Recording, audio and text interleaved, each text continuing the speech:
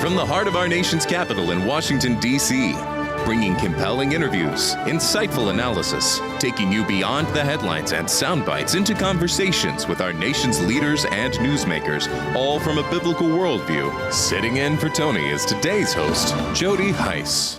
The U.S. military is deploying the necessary assets to extend this defensive umbrella over commercial shipping. But there should be no mistake. And as I said this already, this is a defensive operation. I want to reiterate that point. This is important to understand. If no shots are fired at these ships and no shots are fired at us, we're not firing shots. But if we're fired on, we will respond, and we will respond with lethal efficiency. Well, that was Secretary of State Marco Rubio earlier today addressing the situation with Iran in the Strait of Hormuz. Welcome to this Tuesday, May 5th edition of Washington Watch. I'm your host, Jody Heiss, an honor to be filling the shoes of Tony Perkins today, and thank you for joining us. All right, coming up today, Virginia Congressman John McGuire will join us in just a little while to break down the latest developments out of Iran as the U.S. now closes the chapter on Epic Fury while embarking on Project Freedom. Plus, just one day after Alabama launched a special redistricting session, Tennessee lawmakers are now moving to redraw their own congressional maps. All this follows last week's major Supreme Court decision on Louisiana's redistricting. And David Wasserman will be joining us a little bit later with an analysis on these changes and how they could potentially shape this year's midterm elections.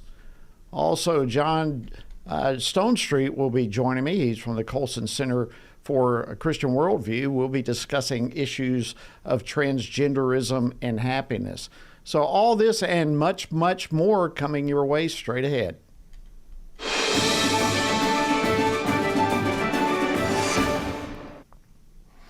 Redistricting fights are heating up in Alabama and Tennessee, coinciding with primary elections in Ohio and Indiana, where voters will be deciding on congressional maps.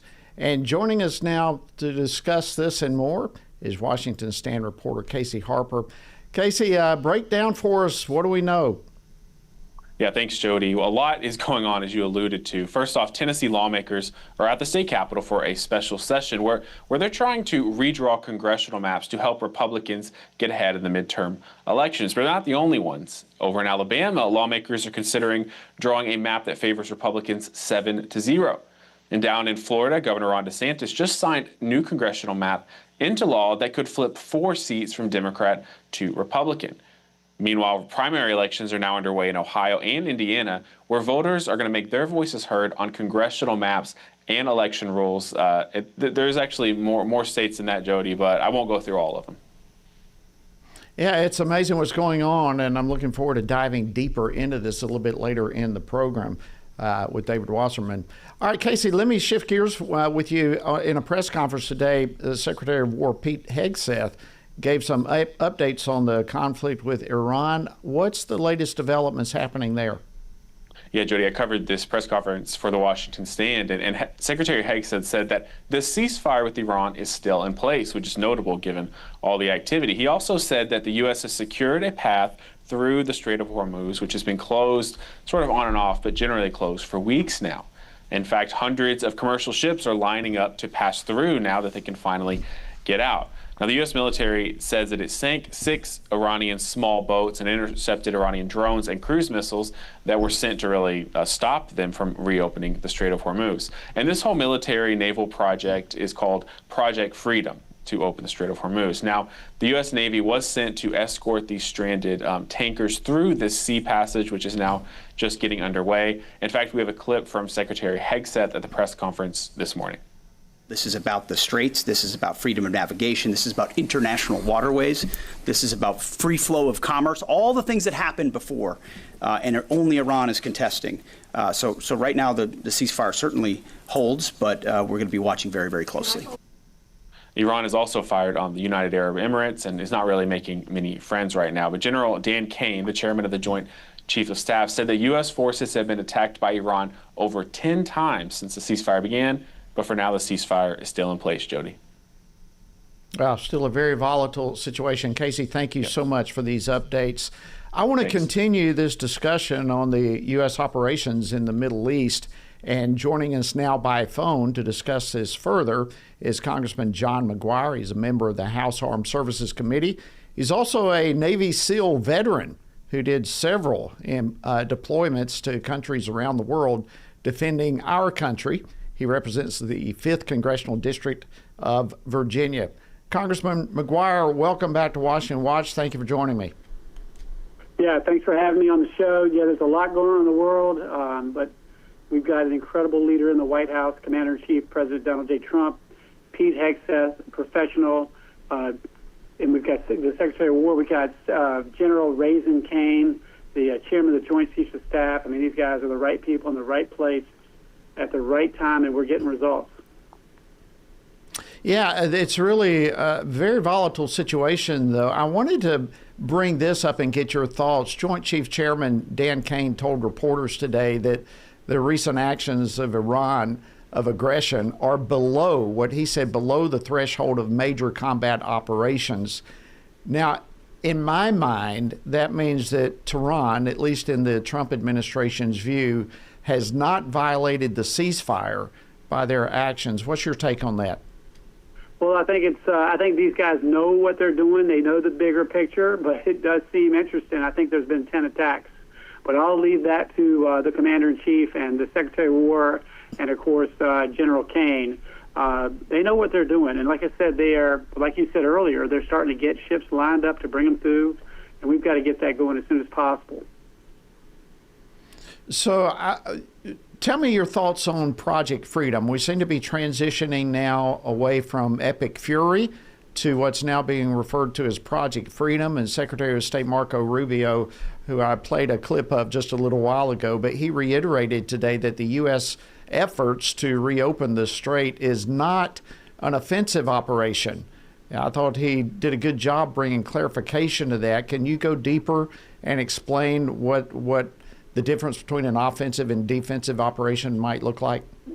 Yeah, by the way, I mean, I'm sure we all know, I mean, what is it that Marco Rubio can't handle? I think he's got more job titles than anyone else in this administration, but he's very professional.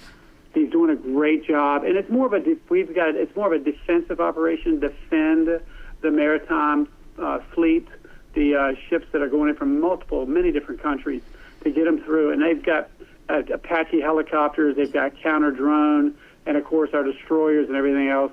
But basically, it's a defensive mission to reopen the Strait of Hormuz and get these ships and get these goods and services, this energy, where it needs to get in the world.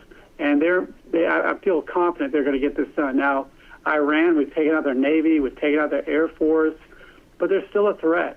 I mean, they've got missiles hidden in garages and in caves, and they're hard to detect.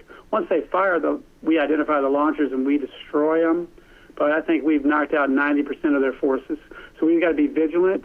We've got to keep an eye on each other. We've got a layered system of short-term, mid-term, long-term counter-drone systems all through the area. But we've got the best military in the world. I don't want to just throw a hypothetical out there. And quite frankly, I don't think this is a hypothetical. I think it is, even based on what you just said, a very real possibility. But let's suppose Iran does fire on U.S. vessels who are escorting commercial ships. Does that mean that Iran has started a new conflict? Well, I would leave that to the commander-in-chief, but I know one thing. If they launch at a ship, they need to destroy their ability to do that again. So like I said, they're hunting the missile launchers down. They're going after those fast attack boats that they have, and they're taking them out. And we've got overwhelming force in the area. So I'm confident that our incredible men and women in our military are going to be up to the task to stop these threats. Yeah, I agree with you. And I think, quite frankly, Iran is just a lot of bark right now. They, as you mentioned, 90% of their power has been destroyed. So it's kind of hard to have a whole lot of bite with that. But what are you hearing, Congressman, in regard to the war powers clock?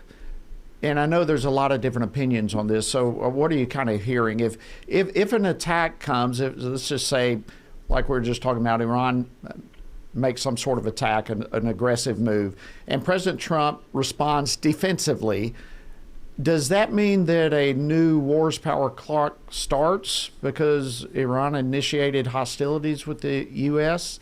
Well, I think what that are you hearing? So I'm not a lawyer. Obviously, they have incredible lawyers that know this stuff. I mean, we have a right to defend American forces at home and abroad. But I would tell you, I was in a committee meeting a week ago with Pete Hegseth, and I said that the Iranians said during negotiations they have enough uranium to build 11 nuclear bombs. Is that true? And he said yes. And I said, but could these bombs, if they were to be used, because obviously Iran is a #1 state sponsor of terror, and they say if they get a bomb, they're going to use it. And I said, are we talking 100 dead people, 1,000 dead people, or 1 million dead people? And he said closer to 1 million dead people. So I said, well, thank God we have a commander-in-chief, President Trump, a Secretary of War, and a chairman of the Joint Chiefs of Staff, and an incredible military has the fortitude to step up and stop that ability. I mean, the danger was too great to wait. And, you know, President Trump, he doesn't want to be at war. He solved 8 conflicts in 8 months. But the intelligence said that the danger was too great to wait, and he stepped up and he did the right thing. And I hope everybody will support our men and women in harm's way right now. I'm not a lawyer, but my opinion is that defending yourself should not enact the War Powers Act. But by the way, many Democrat presidents and Republican presidents believe that the War Powers Act is unconstitutional. Interesting. Well, that's why I wanted to get your thoughts on that. Listen, while I have you, and our clock's ticking away, but I wanted to get your take on what's happening with your state and as it relates to redistricting, the amendment there. Certification of the results of the vote on that referendum have been delayed at the State Board of Elections meeting. So what's the latest on what's happening in Virginia on the redistricting effort? Well, number one, we need prayers from your audience and the whole world on this. It's spiritual warfare in our country, and thank God President Trump and everybody's turning it around. But basically, Virginia has a 100% score for the most fair maps in the country. But the Democrats, using deception, ignored our Constitution, and they put language on a ballot that said vote for fair elections, and it tricked a lot of Republicans into voting yes. They spent about $100 million. The Democrats spent $100 million. We spent about $22 million, and they barely beat us. They stopped, as a lower court judge said, cease, don't certify the election. The radical Democrat Attorney General said, keep certifying the election while we figure this out. And last week, the Supreme Court said no, which is a good sign for us. But a final decision hasn't been made. We won a battle. We haven't won the war. So please pray that they'll do the right thing. They won't ignore our Constitution, and we'll be able to keep the 4 Republican seats they're trying to get rid of in Virginia. Well, I think that is the call to action that is a top priority at this point. We've got to be praying about this. If we lose election integrity in this country, we lose the voice of the people to dictate, really, to have oversight over the type of government that we have. So I agree. We are going to be praying. Thank you so much for joining us, Virginia Congressman John McGuire. We appreciate it a great deal. All right, coming up, we're going to discuss more of this whole redistricting issue. It's a big one, and we'll try to break it all down in an understandable way for you, so don't go anywhere. We'll be right back. I think all people really need to have this type of education. Well, I can tell you that it's been an amazing course, period. I think this course is a reminder that a biblical worldview should really impact everything. It impacts our government from the federal to the state to the local. It should impact what we're doing with our families and with our work. God and Government is a video-driven, Bible-based training course from Family Research Council that explores the connection between biblical principles and American government. In this 6-session video series, FRC President Tony Perkins equips participants with a practical understanding of civil government from a biblical worldview. I would encourage all people to take it. I almost wish I would have took it earlier. that I could have taught my kids this. I wish I had known these things when we were homeschooling, because I think children and my adults now would just greatly be influenced by that information. So I'm an attorney, and for me, it gives me some direct practical knowledge of what I can do to try to impact my legal community, to make better legislation, to try to encourage legislators to make choices that have a biblical worldview, which is what we really want. Any pastor would benefit from taking this course because we are dual citizens, right? We are citizens of the kingdom of God, but we're also citizens of this great land, and that comes with responsibility. Even as someone who has been involved in these types of issues for a while, you're learning little bits and pieces of new stuff all the time. But it's also approachable enough that newer people, younger people, high school, college students, they can really glean something from this. So I would encourage everybody to take this course, whether it's the videos, whether it's doing it in person. Bring your Bible study group through it, bring your homeschool group through it, and equip yourself for these challenging days ahead. View the course at frc.org/God and Government or on the Stand Firm app. When in the course of human events it becomes necessary for one people to dissolve the political bands which have connected them with another, and to assume among the powers of the earth the separate and equal station to which the laws of nature and of nature's God entitled them. A decent respect to the opinions of mankind requires that they should declare the causes which impel them to the separation. We hold these truths to be self-evident.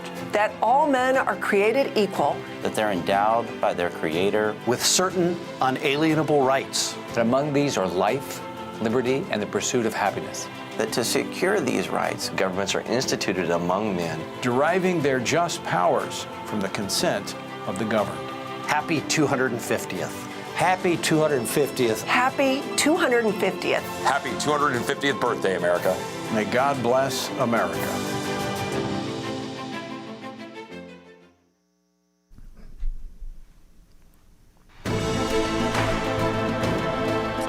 Welcome back to Washington Watch. I'm Jody Heiss, an honor to be filling in today for Tony, and thank you so much for tuning in.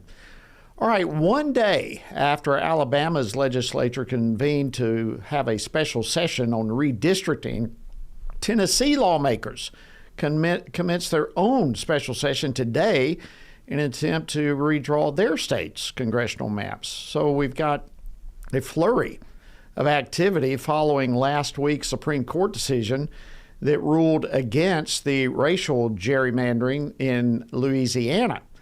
So I guess the question for everyone is, how might all these latest developments impact the upcoming midterm elections? Well, joining me now to discuss this is David Wasserman. He's senior editor and elections analyst for the Cook Political Report. David, welcome to Washington Watch. It's great to talk with you again. It's an honor to be here. Okay, so no doubt the left has been decrying last week's Supreme Court decision. In fact, Senator Chuck Schumer called it something along the lines of another step towards resurrecting the Jim Crow South. So let's try to set the record first. Can you give us a quick recap of the decision so that we're all clear on what was actually decided? Sure. Well, the majority in this case didn't strike down the Voting Rights Act entirely. What it did was it narrowed the scope of it so that the only way that a district map can be overturned is if plaintiffs prove that that it was drawn with racially discriminatory intent. And what makes that so difficult for plaintiffs who are trying to challenge congressional maps and other maps drawn by these legislatures across the South is that they have to prove that rather than partisan motivation. And of course, every state that's redrawing its map is going to claim that it's pressing partisan advantage to counter what blue states are doing, which in turn was countering what states like Texas and Missouri and North Carolina passed last year. This is an ultimate race to the bottom, and every state is seeking to maximize its every party is trying to maximize its advantage where it can. Ultimately, with this decision, I believe there will be around 3 seats that are wiped out across the South by Republicans. And the ultimate net gain out of this remap war for 2026 is likely to be a modest Republican gain, probably not enough to save their House majority, though. Very interesting. So let's go back to the states, and I want to come back to what you just said and get down to specifically to the midterm elections and how they may be impacted. But let's go back to the states and how they are responding to the Supreme Court decision. Am I hearing you correctly that they're walking through the door that perhaps the Supreme Court opened, but they're walking through it for partisan purposes? Is that what we're seeing both on blue and red states? Well, that's correct. And Alabama, Louisiana, Tennessee, they're going to be drawing their maps, in some cases delaying primaries, to install new maps that expand the Republican advantage in those delegations. Keep in mind that by 2029, we could see states across the Deep South sending 0 Democrats or black representatives to Congress from states that have some of the highest black populations in the country. And so this is going to have the effect of eradicating Democrats from red states, and blue states are eradicating Republicans from their delegations. We could see in Illinois, for example, Democrats in advance of 2028 pass a map with 17 Democrats and 0 Republicans by drawing a series of strings from Chicago out downstate Illinois. Same thing in California. Democrats could draw a 52-0 map.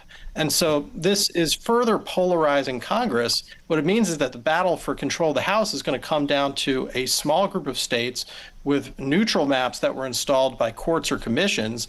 And that's why the bulk of the toss-ups in our chart right now are in Arizona, Michigan, Pennsylvania, Iowa, states where neither party dominates this process. Okay, so with that, let's jump in then to the midterm elections. You said that probably it's going to, what's happening now is going to favor Republicans, but probably not enough to win and to keep the House majority. Break that down for us. Sure. So when the White House launched this strategy of mid-decade redistricting last summer, they started with Texas.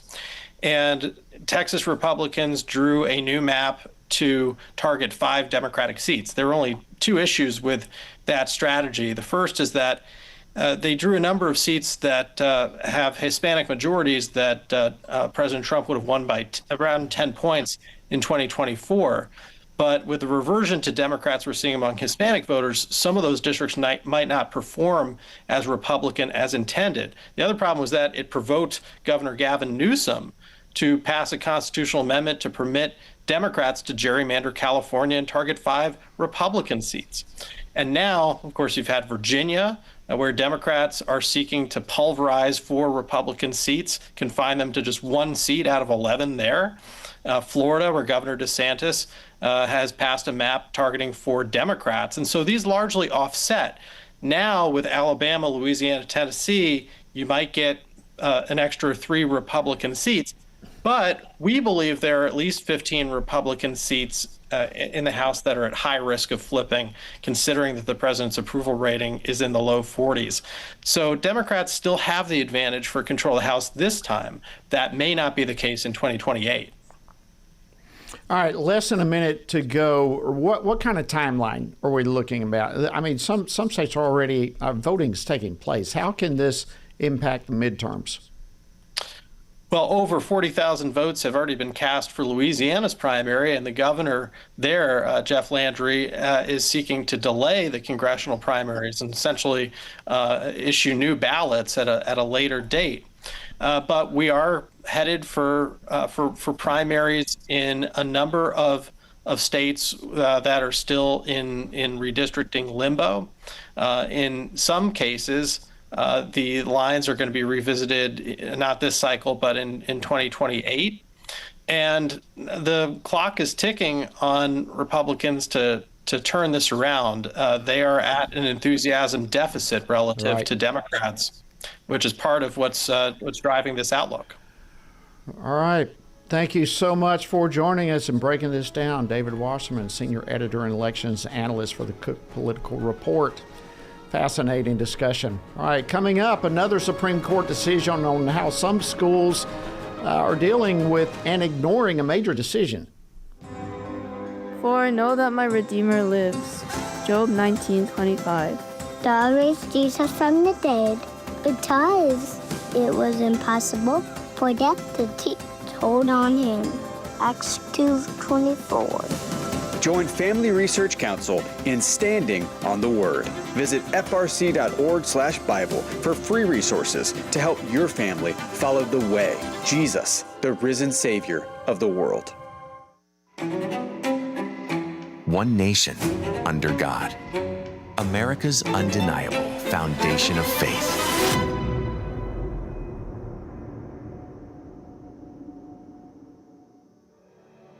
The United States Capitol, an iconic symbol of the American Republic. But few know that this building at the heart of our nation's government was once something more, the largest church building in America. Since its inception, and for decades following, several rooms throughout the Capitol, including the House and Senate chambers, were used to host church services weekly. These services were filled with individuals from all levels of government. The attendance was so pervasive that often it was standing room only. Quote, going to the Capitol on Sundays was then one of the most common things in Washington, Margaret Bayard Smith. This practice was not merely accepted, but encouraged. Quote, I consider it as one of my public duties as a representative of the people to give my attendance every Sunday morning when divine service is performed in the hall. President John Quincy Adams. Housing worship at the center of our Capitol was a living representation of the role that biblical principles played as a cornerstone of our nation's foundation of faith.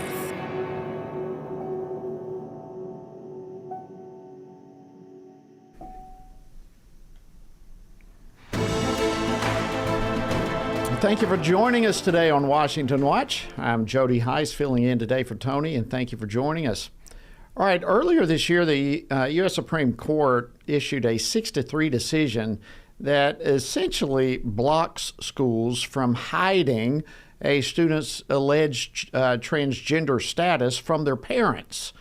The court majority found that secret, and I'm going to use that word, secret so-called gender transition policies infringe on parents' rights to manage their children's upbringing and education and mental health. But despite that ruling, some schools continue to maintain the policies. This includes public schools in Virginia's Fairfax County, which the organization of our next guest has confronted over all of this. And joining me now to tell us more is Ian Pryor, Senior Counsel at America First Legal. Ian, welcome back to Washington Watch. Good to have you with us. Thanks for having me. Okay, last week you sent a letter to the superintendent of the Fairfax County Public Schools on behalf of a parent. So let's begin there. Can you break down for us what's been going on in that particular school district? Sure. Well, Fairfax County Public Schools, which is the largest school district in Virginia, has policies and practices in place where, number one, they will allow, John to become Jane at school without parental consent, without parental notification.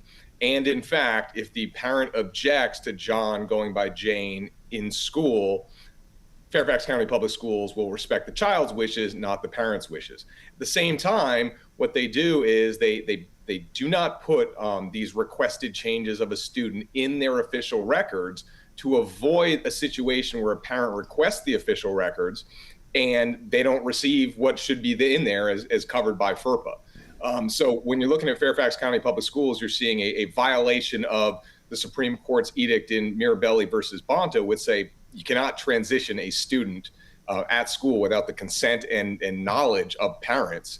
But also it violates the Family Educational Rights and Privacy Act. Okay, let's go further into that and unpack just what the Supreme Court decision actually did. Go a little bit further into detail as to what the decision concluded. Sure. Well, the decision concluded two things really that I think were monumental. It built upon the Mahmoud versus Taylor decision of last term, which involved Montgomery County Public Schools, and it said that parents have a 14th Amendment substantive due process right to guide the upbringing of their child, right, which includes the education of their child, medical treatment of their child, and that policies that allow schools to essentially socially transition a child without the consent of parents and without providing them notification of this so that they can deny consent violates their 14th Amendment rights. It also, the secondary, or however you want to list them, said that it violates parents' free exercise rights to be able to raise their children according to the tenets of their faith. So there were these two reasons why the court overturned the law in California. One, First Amendment free exercise. Two, 14th Amendment substantive due process. Okay, so what are you demanding that the Fairfax County Public School System do? What needs to happen here? Well, Fairfax County Public Schools needs to change its rules. It needs to respect the law of the land that came down from the United States Supreme Court and require that any request by a student to go by a different pronoun or to use a different name at school needs to be done with the full consent of parents. And I would expand that, and we do expand that to say, look, if you're going to force a student to share a bathroom with a member of the opposite sex because they claim a different gender identity, you've got to give parents the notification that that's going to happen so that the parents can take appropriate action based on their free exercise rights and their substantive due process rights. And if they don't do this, if Fairfax County Public Schools refuses to do this, then we will take them to court. It still never ceases to astound me that we're even having this discussion. This is so one of those issues that just a few short years ago, no one would have dreamed that we would be dealing with this kind of thing. And yet here we are. And so parents need to be on top of it, and organizations like you, I thank God for you for what you're doing, standing in the gap for all of us. You mentioned FERPA a while ago, the Family Educational Rights and Privacy Act. Tell us just real quickly a little bit more about that and how that plays into this particular case. Sure. Well, FERPA is a federal statute that guarantees parents the right to review their children's official records. It also prevents schools from disclosing those records to third parties without certain protections in place, such as parental consent or, a lawful subpoena. FERPA doesn't provide a private right of action, meaning that you can't sue under FERPA, but if your FERPA rights are violated, i.e. you're a parent and you're not given your students' records or they're hiding records from you as a parent, you can make a complaint to the United States Department of Education, and they can do an investigation. And if it's found that they're violating FERPA, then they can lose federal funding. And I think that is a huge issue, and that's why I wanted to come back and make sure people understand it. All right, less than a minute that we have. What do you encourage parents in other school districts to do if they have similar issues? Well, they should go to aflegal.org and download our letter, which you can be tailored to your school district, stating that I do not consent to my child going by different pronouns, going by a different gender identity, and I want to be informed of anything that could possibly be within that realm. And actually, just last week, Montgomery County Public Schools in Maryland, and we had sent a similar letter to the Department of Justice regarding Montgomery County Public Schools. They changed their policy in response. Ian Pryor, thank you so much for joining us. We appreciate it. All right, coming up, we're going to have a biblical worldview discussion with John Stone Street from Colson Center. Stay with us. This is Mission Control Houston here in the Artemis Flight Control Room. Splashdown confirmed at 7:07 p.m. Central Time. A new chapter of the exploration of our celestial neighbor is complete. Integrity's astronauts back on Earth. When I got back on the ship, I'm not really a religious person, but there was just no other avenue for me to to explain anything or to experience anything. So I asked for the chaplain on the Navy ship to just come visit us for a minute. And when that man walked in, I'd never met him before in my life, but I saw the cross on his collar, and I broke down in tears. Like, it's very hard to fully grasp what we just went through. And when the sun eclipsed behind the moon, I think all four of us, I turned to Victor and I said, I don't think humanity has evolved to the point of being able to comprehend what we are looking at right now, because it was otherworldly. It was amazing. That was Commander Reed Wiseman of the Artemis II mission, reflecting on their journey around the moon. So here's a question. Does that sound like a man that just entered space, an empty, cold vacuum of nothingness? Or did he encounter something so profound, so full, so warm and bursting with life, it's almost as if someone was breathing on it? Perhaps it was so meaningful that the word space doesn't do the journey justice. Well, it sounds like he didn't encounter space, but something else, what the Bible calls the heavens. As the psalmist says, the heavens declare the glory of God and continually pours out speech. And that speech just might leave you speechless if you're seeking it. It seems like Commander Wiseman discovered the truth of Psalm 139 in reality. Where shall I go from your spirit, or where shall I flee from your presence? If I ascend to heaven and orbit the moon, you are there. So here's the glorious news for Commander Wiseman and all of humanity. The heavens aren't far from any one of us. In fact, the Christian story proclaims that the one who sits in the heavens didn't stay there. He came down into our broken world, forsaking heaven's treasure to make you his treasure.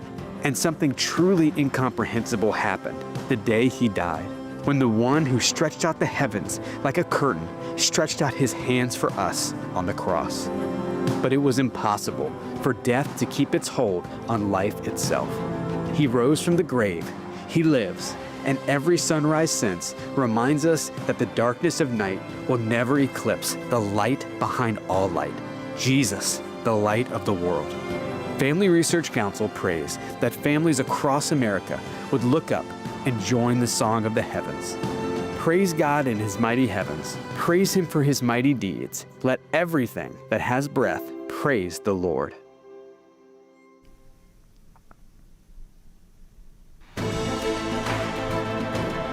Hope you're having a great afternoon. Welcome back to Washington Watch. I'm Jody Heiss, filling in today for Tony, and thank you for joining us as well.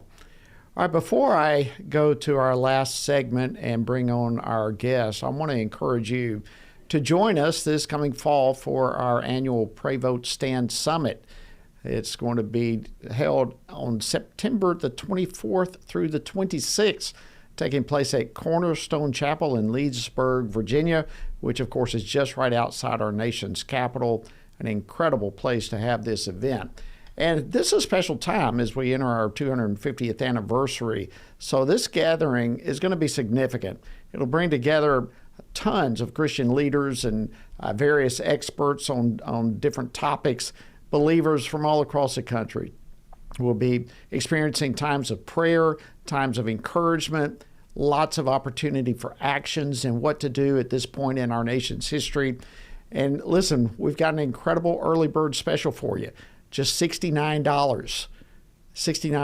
for one of the most powerful events you'll ever attend. That's a $50 savings, and it's a savings that's only good from now to June the 15th.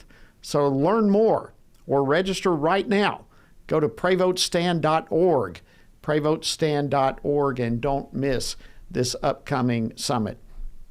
All right, as we enter into our last segment, we discussed previously about how some schools are maintaining so-called gender transition policies that hide the alleged transgender status of a child from their parents.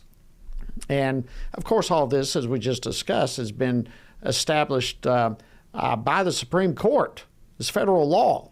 And yet some school districts are continuing to ignore all of it. So while certainly we have groups like America First Legal that are confronting schools on this, this is a battle that has many fronts. It's a battle that we all need to be equipped for, a battle that we need to be engaged in. So joining us now to discuss this and more is John Stonestreet. He's the president of the Colson Center for Christian Worldview, which is an incredible organization. They exist to equip Christians with the clarity, with the confidence, with the courage that they need to live like Christians in this current confused cultural moment in which we're living. Well, John, welcome back to Washington Watch. Always great to see you. Hey, thanks, Jody. Great to be on with you. Okay, in the last segment, I don't know if you heard, but we talked about how the Supreme Court determined that secret so-called gender transition policies infringe on parents' rights, their rights to manage their children's upbringing, education, mental health, and so forth. But it's not only a right. This is really the duty of parents, isn't it? I mean, whether your child is wrestling with gender dysphoria or not, let's start here. What do parents need to say to their children on this issue? Well, the most important thing parents need to help their children understand is who they truly are. They need to have that down cold. And I think if we went from church to church to church today and we said, hey, everybody, fill in the blank, humans are, and everyone would say, made in the image of God. But if you say, well, what does that mean and how significant is that? I think you'd get a lot less clarity on that issue. So I think theologically, in terms of our education, discipleship, formation, we've got to make image of God a priority. As Chuck Colson would often say, the idea of the image of God is one of the most consequential ideas in all of human history. There's so many things that we take for granted today, like freedom and dignity, hospitals, all kinds of things that you can source historically, at least on a cultural level, to this idea of the image of God when this Christian idea started to leak out into the world. The second thing, and I think this is huge, because almost all the conflicts of the sexual revolution, and of course this is a defining thing about our cultural moment, almost all of those conflicts have proceeded at the expense of children. And so many of the conversations we're having now about sexuality also are conversations about who do kids belong to? Do they belong to the state or do they belong to their parents? Who has the primary responsibility? Should the state serve the parents or should the parents serve the whims and wishes of the states? And there's so many places. Look, I live in Colorado. We've got that one just dead backwards here in Colorado. And children are the ones who are the victims of those terrible ideas. Missing that framing is really, really important. So part of that is even for parents to understand that their children are primarily their responsibility. It's not to be outsourced to the state. Well, I think that's an excellent point. And I all of us know people like this. Let me give you a scenario. We all probably have friends or family, someone in our lives, we'll just call it the left, whomever. But basically, the individual who had claimed that a parent's refusal to affirm a child's desire to transition is somehow equivalent to child abuse, that we should support our children. Give us your response to that. You know, I've got 4 kids, and I remember one time my oldest child, when she was just a little one, was in a program, and they asked what they wanted to be when they grew up, and one of the little girls that was dancing on the stage with her said a horse. And you think about that, and you think, you know, that would be a real tragedy if parents would then say, hey, whatever my kid says, then I have to go along with.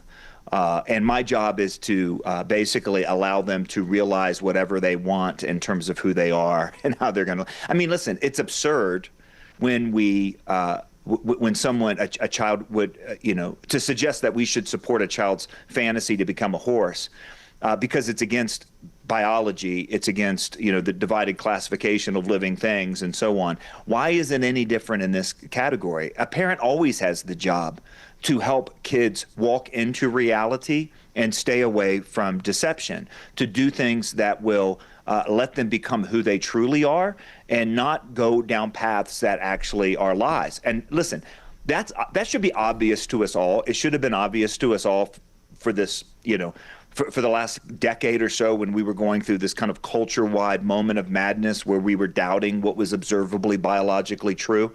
But now we have all the data. We know that following that fantasy, according to, for example, reports commissioned by the Department of Health and Human Services, from the CAS review, from this recent study in Finland, that there's not greener grass on the other side of this fantasy, especially for young people, and that if young people are basically encouraged to accept who they are, puberty tends to fix the dysmorphia. I mean, all of this stuff now is so overwhelmingly true. Then to say, parent, your job is to go along with your child's misunderstanding of who they are. I mean, in every other scenario, in every other case, we'd call that child abuse. We would call that, depriving a child of the help and the nurturing that they need. And listen, a lot of parents did go along with this fantasy, and the reason that they did in many cases was they were lied to. They were scared to death by the suicide myth. Remember the question. Chloe Cole says this in her story in a film that we just produced with Focus on the Family called Truth Rising, that her parents were threatened with this. Do you want a dead daughter or a live son? And so parents were manipulated into going along with this. So we have the coercion side of this, we have the data side of this, and then we have the this is how parents know they have to behave. We don't let our kid play in the street if they really want to. We don't let them cross the street, boldly, without looking both ways just because they say, I'm in charge of my own destiny. I mean, it's a ridiculous notion in every other scenario. It's still a ridiculous notion in this scenario. Our job is to help them be who they truly are. Yeah, our job is to navigate them, as you said, into truth and to avoid the confusion. Yeah, so that being the case, what is at the heart of this ideology, the trans ideology? What is it behind the scenes that's pushing this? Well, listen, at the end of the day, you keep going back and say, what caused this, and you end up in a snake or in a garden with a snake. That's where all this comes from. But I don't want to say that tritely. Like, I believe what the Bible describes is the true history and story of the world and the best description that we have of the human race. So let me point you to what the psalmist says in Psalm 135. That the idols of the nation are silver and gold made by the hands of men. They have mouths but can't speak, eyes but can't see, ears but can't hear, nor is there breath in their mouths. And those who make them will be like them, and so will all who trust in them. In other words, at the heart of the transgender deception is the abandonment of God. Alexander Solzhenitsyn said that this was at the heart of all the problems that the West faced, that we have forgotten God. Men have forgotten God. And what the psalmist says in Psalm 135 is that when you forget God or you reject God or you neglect God, then it's not just that you reject him, it's that you forget who you are. And of course that makes sense because the Bible says that we're made in the image of God, which means we know who we truly are based on by orienting ourselves to our Creator. But if we reject God, then we got to orient ourselves to something else. And I think really we're living downstream from a culture that rejected God long ago, and we basically have as one of my friends put it in the title of his book, our feet are firmly planted in midair. Like, we don't have a reference point. We don't have an orientation point for right and wrong or for meaning. And we're now living in the era where we've lost the reference point for identity, what it means to be human. And I think that is both certainly a tragedy because there are incredible victims of those ideas, but it's an incredible opportunity for the church to be the church. Because who else has the answer for what it means to be human? The Christian answer has been the most consequential in human history. The Christian answer has brought more freedom, more dignity, education, hospitals, has freed the slaves, has lifted the oppressed more than any other answer that's ever been given to that question, what does it mean to be human? And so I think it's an incredible opportunity for the church at the same time. But it's really, to go back to your original question when we started this interview, it's a really hard time for parents because parents are facing incredible headwinds by a culture that is just lying to kids over and over and over about who they are. Yeah, absolutely. I mean, it's beyond, we are beyond a post-Christian era. Right. We are in a post-truth era, really, is where we a post-reality. I mean, yeah.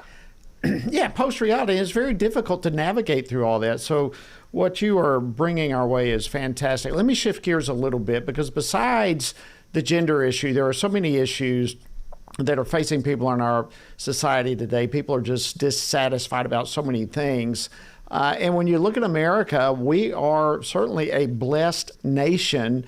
And yet in this year's World Happiness Report, the U.S. ranked 23rd among the world's happiest countries. I know you've dealt with this on your podcast, Breakpoint, and so forth. Break this down for us. What do you make of all of this? Well, I mean, listen, you got to take these happiness studies with a grain of salt, because at some level, what does it mean to be happy? So that's the first thing. And your worldview will determine your answer to that. I mean, listen, we are, in an era of coming out of, where every Disney movie told us that the answer to our happiness is inside, like look inside, look inside, look inside. But that's kind of like giving someone a compass to find their way out of the wilderness, but the compass always points at them. The reason a compass is helpful is because it points to something outside of the situation. But we've told everybody to look inside, and when you look inside and you don't find anything, well, then you're looking for happiness in all the wrong places. So I think that that's really a part of it. I think our overall definition of happiness is a problem. I also think, though, that we have been told as Americans that we can't be happy.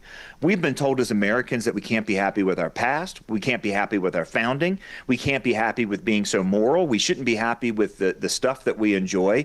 We shouldn't be happy with each other. We shouldn't be happy with our family. In fact, we should cut them off if they're not sufficiently woke or advanced or whatever. So I think Americans have a constant barrage of don't be happy kind of going on in their minds.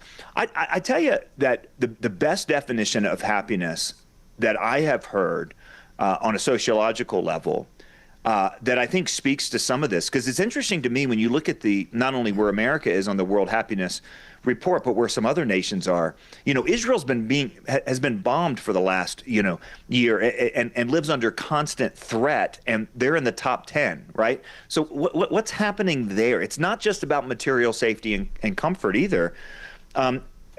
Arthur Brooks says that happiness is about earned success, and in other words, when you put your mind to something, use your God-given talents and giftedness to try something, and you succeed at it, that is the greatest source of happiness. And that, of course, is often done in service to others. So there's a fundamental orientation here that is away from the look inside, follow your own heart sort of orientation that we're supposed to believe, to actually do something meaningful. And you know what that points to, or what that reminds me of? Is exactly what God describes as the purpose of human beings in Genesis chapter 1 and 2. Be fruitful, multiply, fill the earth, and subdue it. Take care of this beautiful place that God has given us. Now, of course, we live after the fall. We live after sin entered the world, and a lot of brokenness and frustration are here. But our purpose is still there. We are a world, we're a country that has been told that our purpose lies elsewhere, that our happiness lies elsewhere. So I think we've been sent on a wild goose chase away from the only source of our happiness. And I think we're constantly told that we shouldn't be happy with the kind of nation that God has blessed us in. And so I guess it doesn't really surprise me that we rank where we do. Thank you so much, John Stonestreet, president of the Colson Center. Always an honor speaking with you.